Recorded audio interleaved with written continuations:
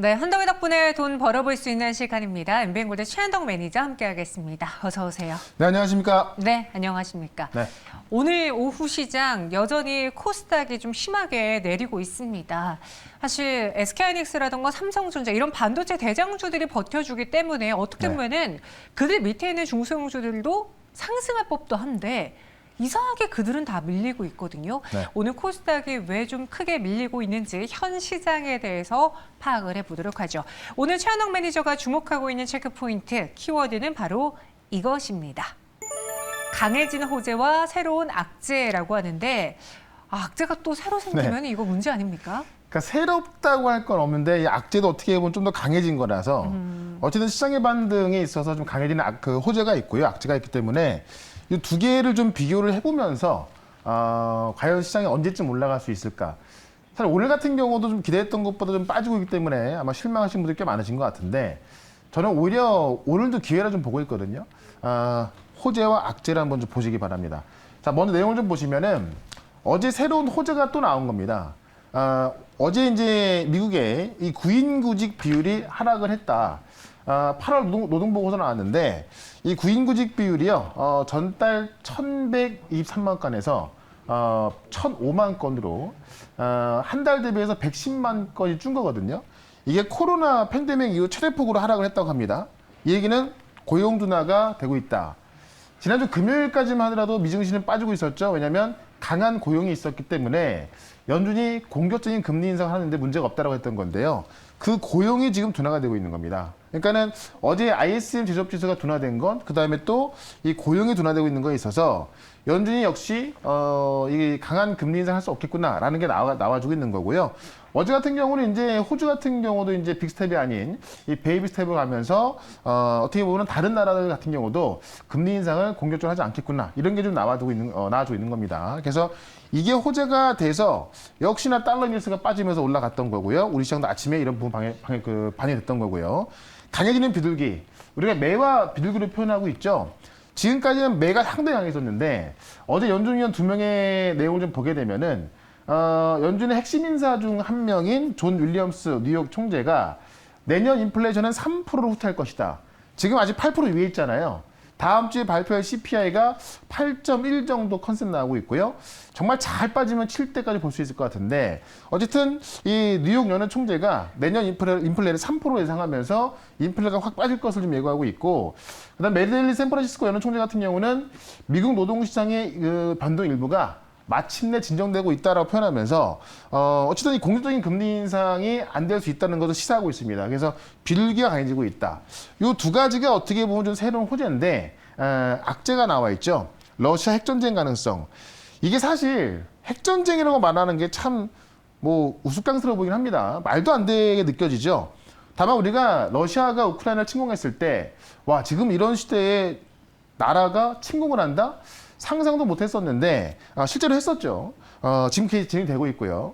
러시아 핵전쟁 가능성이 나와주고 있습니다. 지금 그 핵장비 열차가 이제 우크라이나로 이동하는 게 포착이 됐고 지금 이제 러시아에 있는 이 핵잠수함까지 이 핵 어뢰 8개를 실을 수 있는 핵 잠수함까지 안 보인다고 합니다. 지금 뭐 북극해로 가고 있다라고 내용 나와주고 있는 건데 이런 가능성이 오늘 지정학적 좀 하락이 나오고 있는 거고 그다음에 이제 이 오펙 플러스 회의에서 200만 배를 감소하겠다는 내용 때문에 여전히 어떤 인플레에 대한 우려감 그런 것 때문에 다시 한번 조정이 나와주고 있긴 합니다.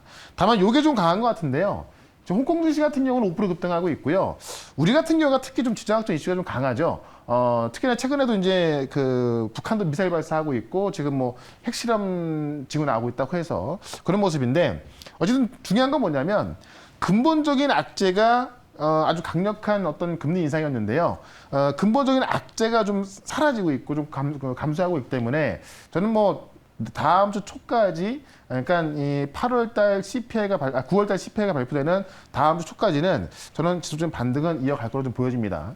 그런 관점에서 뭐 지정학적 이슈가 있긴 합니다만은 항상 우리가 사실 우크라이나 전쟁 빼고는 지정학적 이슈는 항상 금방 올라가는 모습 보여줬거든요. 그런 관점에서 오히려 좀 조정 구간을 다시 한번 어제 매수하지 못한 분들이라면 그런 매수 기회를 보는 게 좋겠다. 이렇게 말씀을 드려보겠습니다.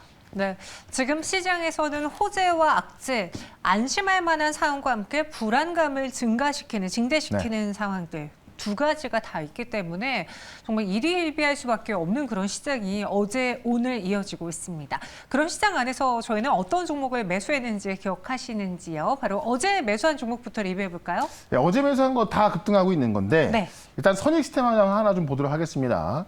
어제 선익시스템을 제가 메타버스하고 이 OLED 말씀드렸는데 오늘 시장이 지금 코스닥 시장이 상승 출발했지만 하락 전환했거든요. 근데 지금 선익시스템 같은 경우는 여전히 강세를 좀 보여주고 있습니다. 어쨌든 오늘 같은 경우도 6% 이상 올라가면서 아침에 강한 모습 보여줬고요. 아침 상승 부분을 살짝 반납하긴 했습니다만은 여전히 강세가 유지가 되고 있습니다.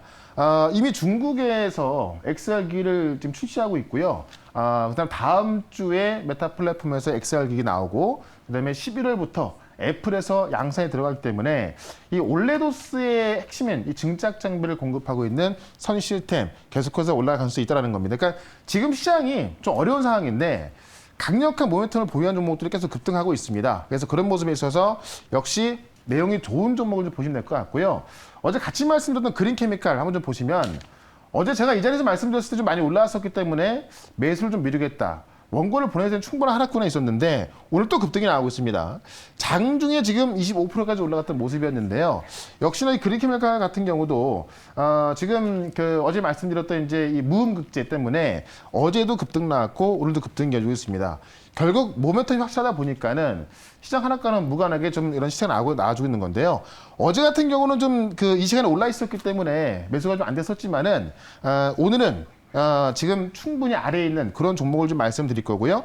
이 그린케미칼 같은 그런 강력한 모멘텀 있는 걸 말씀드릴 거니까 잠시 뒤에 한번 기대를 해보시면 좋을 것 같고요.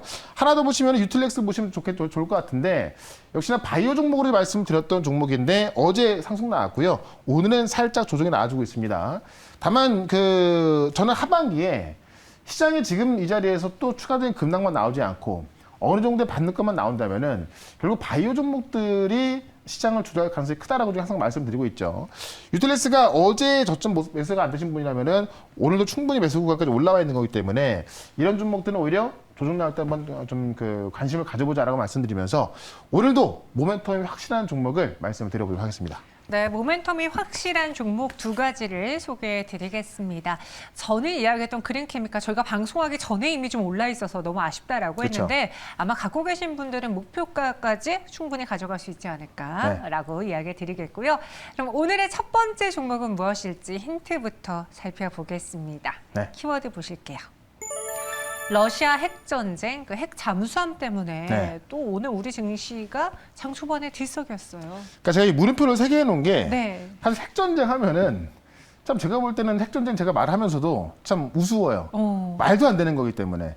핵전쟁 나면은 이제 정말 누굴 위한 것인가, 그죠? 어떤 분이 물어보세요. 핵전쟁 하면 어떻게 되냐?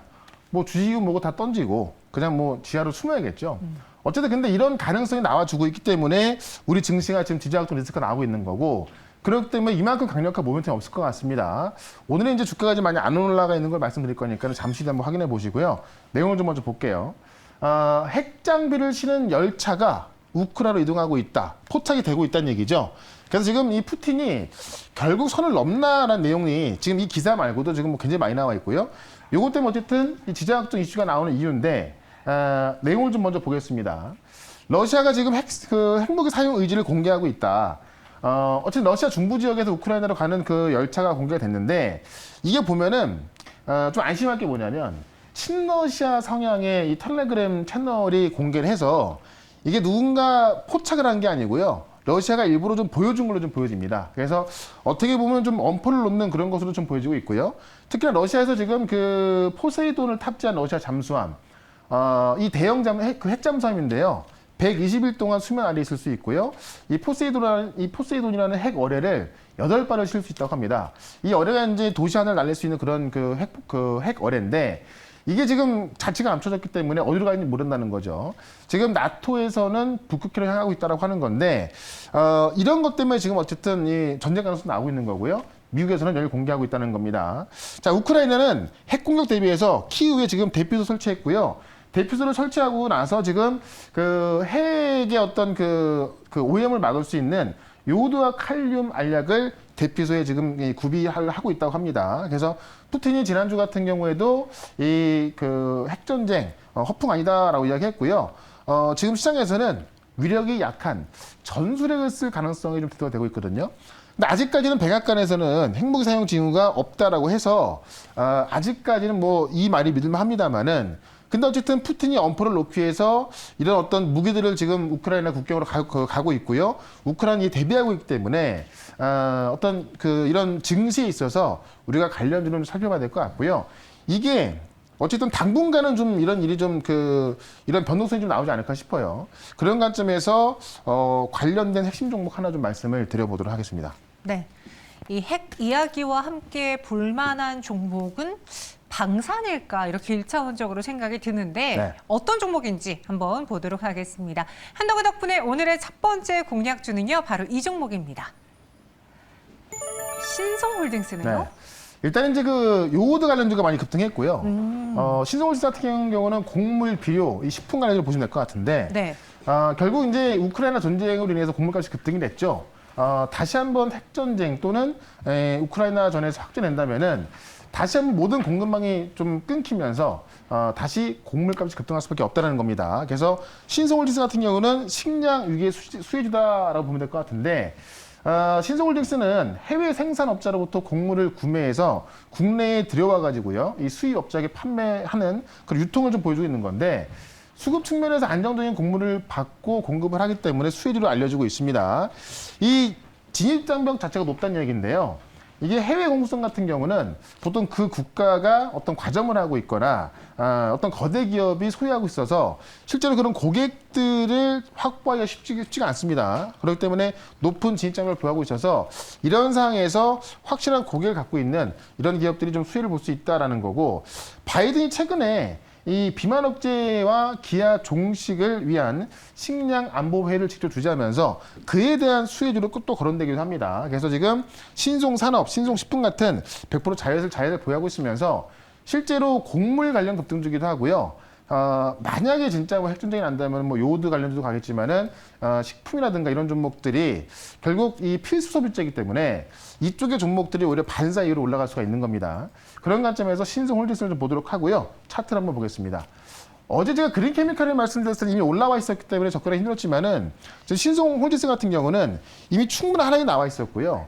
최근에 이제 이 바이든의 어떤 그 이야기를 통해서 한번 좀 올라간 적이 있었습니다만은 아직까지 바닥에 있고 결국 전쟁이 확전된다면은 우리가 상반기에 또 가장 많이 올랐던 테마 중에 하나가 곡물 비료였거든요.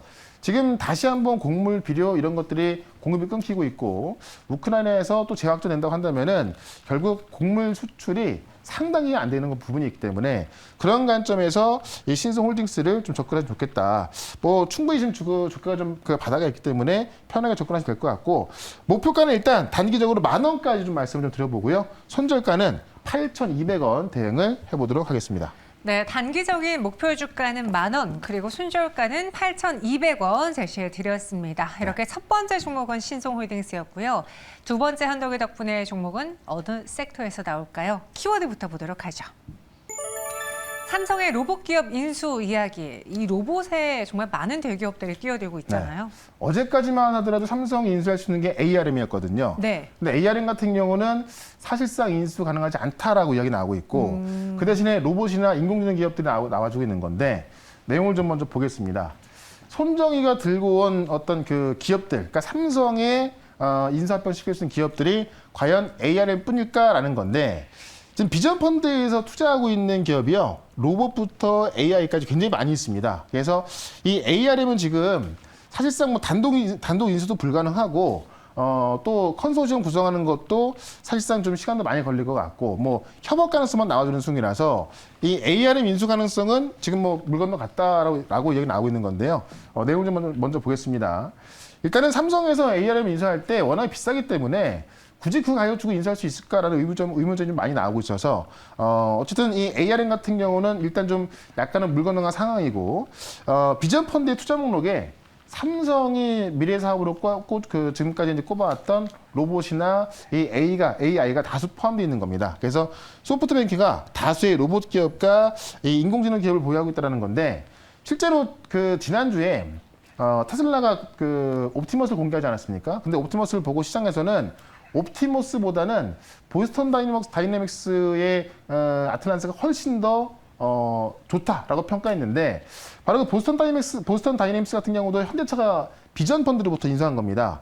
그래서 지금 소프트뱅크의 어떤 그 목록에 다수의 로봇 기업과 이 AR 기업이 있기 때문에 아마 이 중에서 삼성이 인수할 거다라는 거고요. 지금 삼성의 또 그 이 부회장께서 지금 삼성의 첫 어떤 그 또 미래 사업을 로봇을 꼽은 적이 있기 때문에 로봇 기업을 인수할 가능성이 크다라고 나와 있습니다. 그래서 지금 실질적으로 로봇과 AR 기업 M&A에 있어서 소프트뱅크도 윈, 그다음에 삼성도 윈이라는 전략이 나와 있는 건데요. 소프트뱅크는 지난 2분기에도 30조의 어떤 적자를 기록해서 빨리 무언가를 팔아야 합니다. 근데 이제 이 삼성 같은 경우는 빨리 이 미래성장 동력을 확보를 해야 되는 건데 없죠. 그렇기 때문에 소프트뱅크는 빨리 팔아야 되는 거고, 근데 그 삼성이 구매하려는 로봇이라든가 AI 기업을 많이 보유하고 있기 때문에 이쪽에서 지금 어떤 삼성의 인수합병이 나올 것이다라고 나와 있는 겁니다. 그런 관점에서 삼성이 로봇 기업을 인수했을 때 가장 수혜를 볼 수 있는 그 종목을 또 역시나 낮은 자리에 있는 거거든요. 바로 말씀을 드려보도록 하겠습니다. 네, 이렇게 시장 안에서 또 로봇과 관련된 종목으로 접근을 해보겠습니다. 과연 네. 어떤 종목일지 두 번째 한덕이 덕분의 종목도 확인해 보시죠. 네. 네, 로봇 내에선 우린 PTS를 갖고 왔는데 이게 이번 이슈와 좀 연관이 있을까요? 제일 크다고 보시면 될 것 같은데 네. 로봇 하면은 감속기가 핵심이고 바로 우린 PTS가 삼성 중공업하고 감속기를 개발해서 공급하고 있습니다. 그렇기 때문에 삼성이 로봇을 인수한다 하면은 6월 달에 삼성이 로봇 기업 인수한다 그래서 상한가를 갔던 기업이 바로 우린 PTS인데 삼성 중공업하고요 감속기를 개발해서 공급하고 있다는 겁니다. 이 감속기라는 것이 로봇에서 약 40% 차지하거든요. 그래서 가장 핵심 부품으로 알려져 있는 건데요. 원래 대형 감속기인데 이 대형 감속기 같은 경우도 해외에 의존하고 있던 건데 이거를 85톤급의 대형 굴삭기용을 국산하면서 그 기술력 갖고 있는 거고, 그렇기 때문에 지금 그 정부 정책 과제로 로봇 정밀 구동 감속기, 그러니까 지금 감속기는 대형 감속기인 거고요. 로봇에 들어가는 정밀 구동 감속기를 이 국정 과제로 수행을 했는데 최근에 소식을 보게 되면은 그 로봇 정밀 구동 감속기를 개발 완료했다는 소식이 나와 있습니다. 그래서 이게 지금 로봇 감속기 같은 경우는 지금 일본에서 수입을 하면서 의존하고 있는 건데요. 이거를 개발 완료하면서 우린 PTS가 직접적으로 공급할 가능성이 있는 거고, 이번에 사업 보고서를 보게 되면은 로봇 감속기 설비 투자를 하고 있다라고 나와 있거든요. 그러면서 이게 지금 2016년도부터 로봇 감속기 설비 투자가 들어가고 있는 거고요. 성장 동력을 확대하고 있다고 하기 때문에 조만간 이 로봇 정밀 구동 감속기에 대해서 삼성에 공급할 가능성도 있는 거고요. 개발 완료된 것이 상용화 될 것으로 좀 보여집니다. 어쨌든 정부 정책 과제 수행하면서 가장 기술력이 있는 거고, 실질적으로 대형 감속기도 국산화 전력이 있기 때문에 관심 정보 좀 보시면 될 것 같고요. 삼성과 가장 관련이 깊다라고 말씀드리면서 차트를 좀 보겠습니다. 차트 보시면 많이 안 올라가 있죠. 많이 빠져 있는 상황에서 지금 어제 이틀 반등 나왔던 거고요. 오늘 같은 경우는 좀 반등이 들어가다가 시장이 못 올라가면서 지금 이제 반등이 안 나오고 있는 거죠. 제가 볼 땐 좋은 매수 기회인 것 같고, 오히려 이런 자리에서 매수가 들어갔을 때 좀 편안하게 스윙할 수 있는 그런 자리다라고 좀 말씀을 드리면서 일단 목표가는 9,000원까지 말씀을 좀 드려보도록 하고요. 손절가는 6,400원 대응을 해보도록 하겠습니다. 네, 우린 PTS가 오늘의 두 번째 종목이었습니다. 목표 주가는 9,000원 제시해드렸고요. 손절가 6,400원 이야기해드렸습니다. 네, 이렇게 오늘도 두 가지 종목 소개해드렸고요. 현덕이 덕분에는 매일 이 시간 찾아옵니다. 내일에도 다시 오도록 할게요. 오늘 설명 고맙습니다. 네, 고맙습니다.